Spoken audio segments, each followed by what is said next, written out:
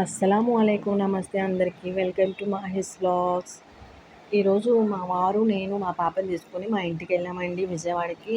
ఒక్క బేబీ కాకపోతే ఒక బేబీయే మాతో పాటు ఉంటారు. నేను ఇద్దరు పిల్లల్ని చూసుకోలేను కాబట్టి నేను ఒకళ్ళని ఖచ్చితంగా మా పేరెంట్స్ దగ్గరైతే వదులుతానండి.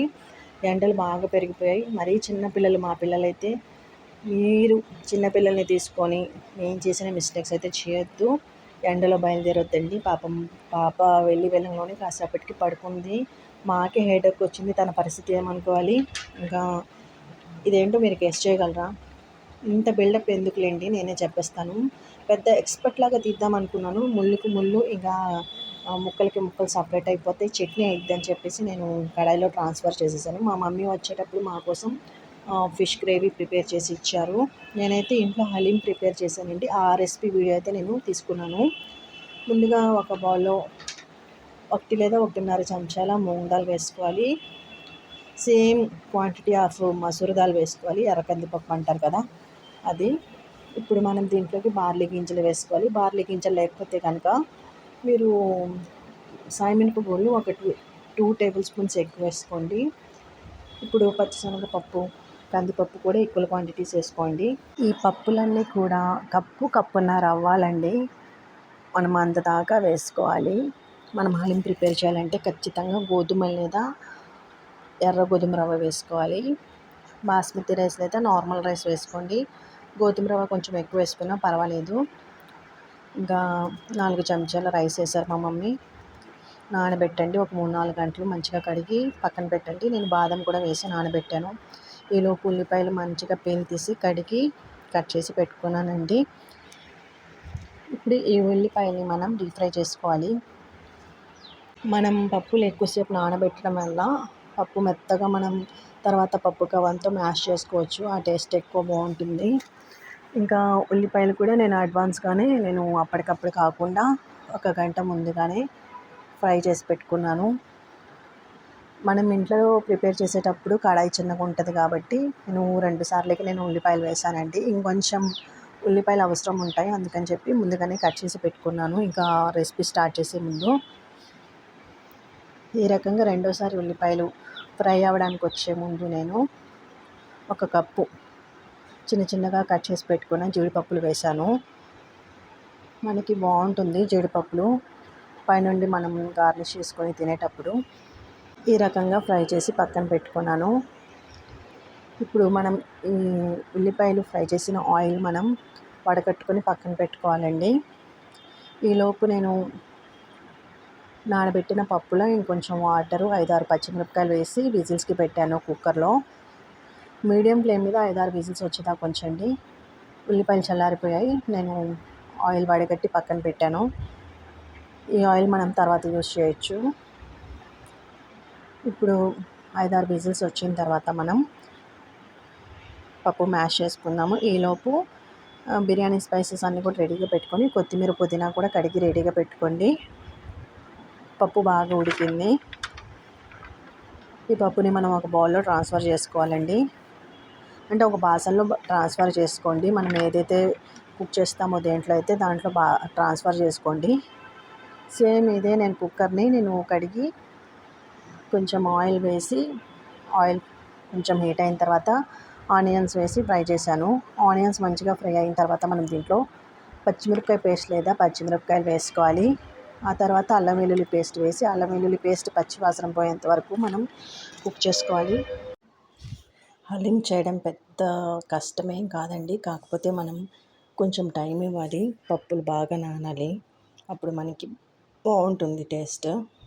చూసారా, మంచిగా వేగిన తర్వాత ఉల్లిపాయలు అల్లం వెల్లుల్లి పేస్ట్ వేసాను. ఆ తర్వాత ఇది కూడా మంచిగా వేగిన తర్వాత పసుపు, ఉప్పు, కారం వేసాను.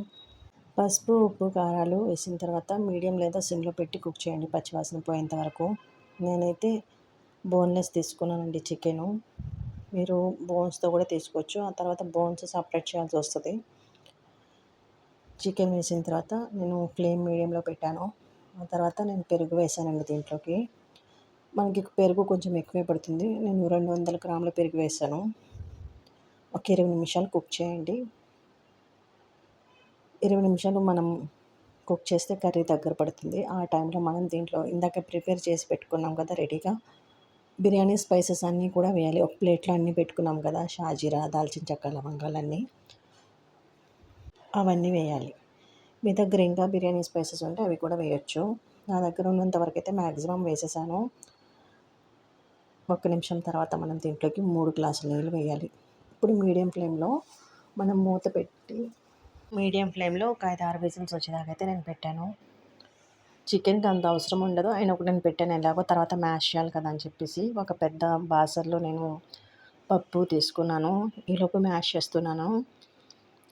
చికెన్లో అంటే మనం కుక్కర్లో పెట్టిన చికెన్ ఉంది కదా, చికెన్ సపరేట్ చేసుకోవాలి. ఈ టైంలోనే మీరు బోన్స్తో వేసినట్లయితే చికెన్లో నుండి బోన్స్ కూడా సపరేట్ చేయాలి. ఈ రకంగా చికెన్ అంతటి వరకు తీసి పక్కన పెట్టుకున్నాను.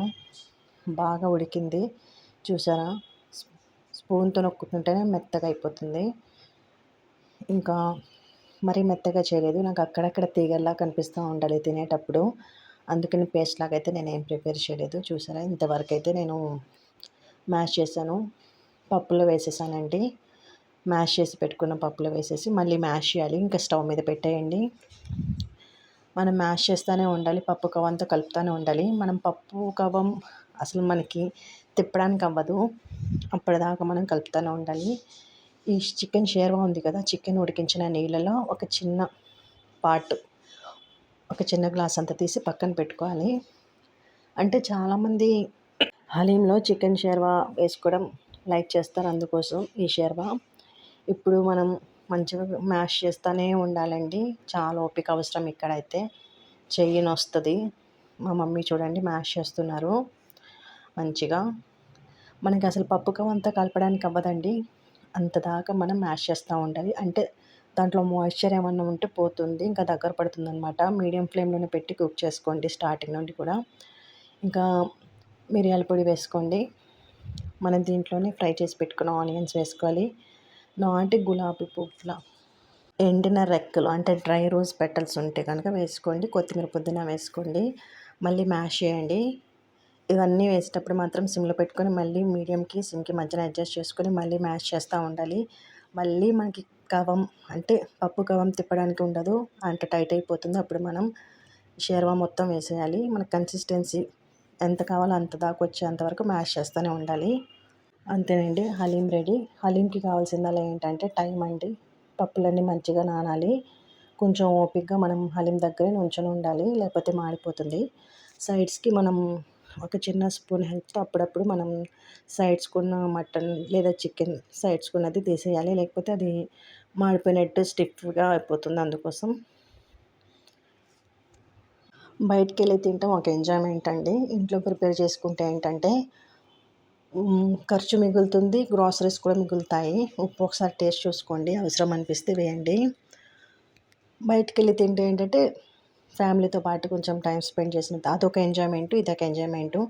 మేము నూజివీడులో ఉంటున్నాం కాబట్టి ఇక్కడ ఇంట్లోకి తెచ్చి తీసుకుంటారండి, బయట అంత తినరు, ఇంటికే తెచ్చుకుంటారు. ఇంకా విజయవాడ అనుకోండి, అక్కడైతే ఇంకా బయటికి వెళ్ళిన ఒక మైనింగ్ ఉంటుంది. ఇక్కడ కల్చర్ వేరు, ఊరిలో కల్చర్స్ వేరుగా ఉంటాయి, సిటీలో కల్చర్ వేరుగా ఉంటుంది. ఈ రకంగా దాదాపు పేస్ట్ లానే అయిపోతుంది మొత్తము. మనకి కావాల్సిన కన్సిస్టెన్సీ వచ్చిన తర్వాత మనం ఆఫ్ చేసేయాలి.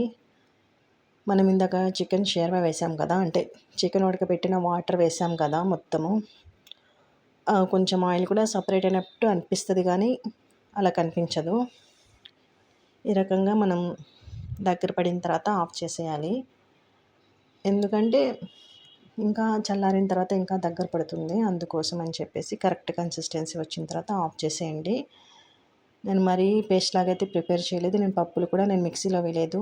ఈ రకంగా మనం ప్రిపేర్ చేసుకుంటే కొంచెం టైం ఎక్కువ పడుతుంది, కాకపోతే టేస్ట్ బయట దానికన్నా కూడా చాలా బాగుంటుంది. చాలామంది ఓట్స్ వేసుకుంటారు, ఎందుకంటే థిక్నెస్ కోసం. మీ దగ్గర ఉంటే వేసుకోండి, 1 లేదా 2 టేబుల్ స్పూన్స్ వేసుకుంటే చాలు స్టార్టింగ్లోనే.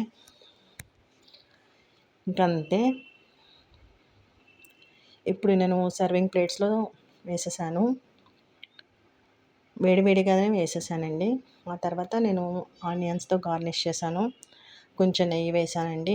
ఆ తర్వాత ఇందాక నేను చిన్న బౌల్‌లో తీసి పెట్టుకున్న షేర్వా వేశాను. కొంచెం టాపింగ్‌కి పుదీనా ఆకులు వేసి, ఇంకా నిమ్మకాయ చెక్క ఒకటి పెట్టానండి లెమన్ స్క్వీజ్ చేసుకోవడం కోసం. ఇంక అంతే హలీం రెడీ. మా వారు ఇంకా మా మమ్మీ 100కి 100 మార్క్స్ ఇచ్చారు. అంత బాగుంది. బయట కన్నా కూడా బాగుంది అని చెప్పారు. మీరు తప్పకుండా ట్రై చేయండి. చాలా బాగుంటుంది. మేము తినేసి ఇంకా ఫుడ్ కూడా మళ్ళీ విజయవాడకి తీసుకెళ్ళాము మా ఇంటికి. మా మమ్మీ ఇచ్చి పంపించారు. అక్కడికి వెళ్ళిన తర్వాత పాప కాసేపటికి పడుకుందండి. నేను అక్కడి నుండి వచ్చేటప్పుడు అన్నీ వాష్ చేసి కడిగి పెట్టి సర్దే వస్తానండి మ్యాక్సిమము. ఎప్పుడో ఒకసారి తప్ప. క్లాత్స్ అన్నీ అలాగే ఉన్నాయి. మా వారు తీసి వేశారనమాట కుర్చీలో. ఇవన్నీ పాప పడుకునే టైంకి నేను ఫోల్డ్ చేశాను. ఇవే కాదు ఇంకా ఉండేవి. అవన్నీ అక్కడికక్కడ సర్ది పెట్టేశాను. ఇంట్లో ఉన్న ఆడవాళ్ళకి పనులు ఉండవు. ఏం ఉంటది. ఉద్యోగం చేసే వాళ్ళకి కష్టం అంటారు. ఇంట్లో ఉండే వాళ్ళకి కష్టాలు, ఇంట్లో ఉండే పనులు ఉంటాయండి. ఇంకా పిల్లో కవర్స్ అన్నీ కూడా నేను వాష్ చేసి ఉంచాను. అవన్నీ సెట్ చేసేసాను. ఈ ఒక్క కవర్ అయితే నేను మా ఇంటి దగ్గర నుంచి తెచ్చుకున్నాను. ఇస్త్రీకి వేయాల్సిన క్లాత్స్ వేసుకోవాలని దాని మీద ఇలా కవర్ చేసేసి పైనుండి మళ్ళీ జిప్ వేసేసాను దుమ్ము పడకుండా. మొత్తం ఎక్కడికక్కడ డస్టింగ్ చేసేసి ఈ రకంగా సెట్ చేసుకున్నానండి. మా ఇంటి కింద అయితే మా ఏరియాలో హోలీ ఆడుతూ ఉన్నారు. ఒకప్పుడైతే ఇంట్రెస్ట్ ఉండేది. నాకు ఇప్పుడు అంత ఇంట్రెస్ట్ అనిపించలేదు. కాకపోతే వాళ్ళందరూ ఆడుతుంటే చాలా సంతోషం వేసింది. మీ ఏరియాలో హోలీ ఎలా జరుపుకున్నారండి? నాకు ఖచ్చితంగా చెప్పండి. ఎలా సెలబ్రేట్ చేసుకున్నారు ఏంటి అని చెప్పేసి. నా ఛానల్ని ప్లీజ్ సపోర్ట్ చేయండి. లైక్, షేర్ అండ్ సబ్స్క్రైబ్ చేసుకోండి. Thank you so much for watching. Me valuable suggestions ఏమైనా ఉంటే నాకు చెప్పండి. ఇంకా అంతేనండి. ఈరోజు ఈ వ్లాగ్ ఇంతటితో ఎండ్ చేస్తున్నాను. Thank you. Bye. Take care.